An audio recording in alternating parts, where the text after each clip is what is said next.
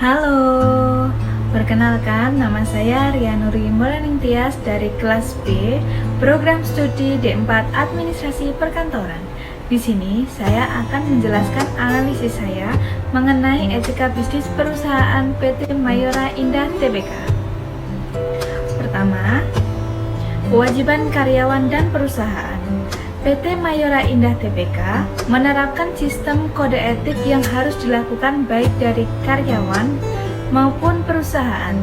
Kode etik ini wajib diterapkan dalam setiap kegiatan operasional perusahaan dan berlaku bagi seluruh karyawan PT Mayora Indah Tbk. Dalam penegakan kode etik ini harus disiplin serta penuh tanggung jawab. Kedua, etika produksi dan pemasaran. Dalam menjual produk, perusahaan melakukan disverifikasi pada setiap merek-merek dagang, baik dari subdagang maupun rasanya. Dengan demikian, produk yang dihasilkan perusahaan dapat diterima oleh konsumen yang memiliki berbagai macam selera yang berbeda-beda.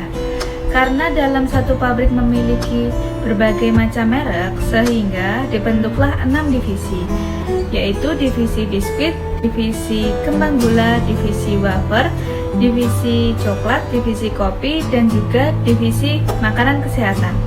Sementara untuk aspek strategi pemasaran yang diterapkan oleh perusahaan diantaranya dijalankan dengan cara mempelajari tren konsumen secara berkala dan terus berinovasi untuk memenuhi keinginan dan kebutuhan konsumen dengan membuat produk baru dengan target dan market yang tepat. Ketiga adalah etika periklanan.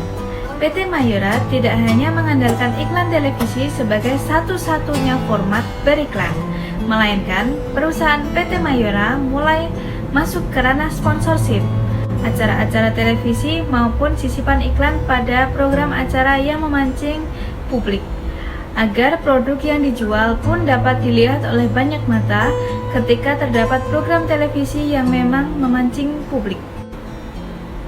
Keempat adalah etika lingkungan hidup.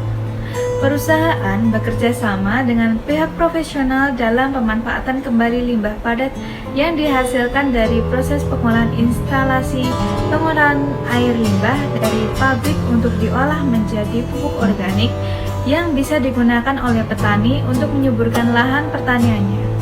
Untuk lebih mengurangi pembuangan limbah padat, hasil produksi yang tidak dapat digunakan kembali, saat ini perusahaan sedang mempersiapkan unit instalasi pembangkit uap yang dapat memanfaatkan ampas produksi sebagai bahan bakarnya. Hal ini juga sejalan dengan upaya perusahaan dalam penghematan energi yang dihasilkan. Kelima, yaitu tanggung jawab sosial perusahaan. Tanggung jawab perusahaan terhadap produk yang dihasilkan adalah ketika bahan baku baru saja tiba dan akan dilakukan uji kelayakan bahan baku sesuai dengan standar mutu yang telah ditetapkan oleh perusahaan. Setelah itu, bahan baku akan disimpan ke gudang penyimpanan. Tidak hanya uji kelayakan bahan baku, tetapi ketika bahan baku akan diproses menjadi suatu produk, tim pengawas mutu secara periodik melakukan uji laboratorium untuk memastikan bahwa barang hasil produksi telah dibuat berdasarkan ketentuan dan memiliki kualitas yang diwajibkan. Sekian presentasi dari saya, kurang lebihnya mohon maaf. Wassalamualaikum warahmatullahi wabarakatuh.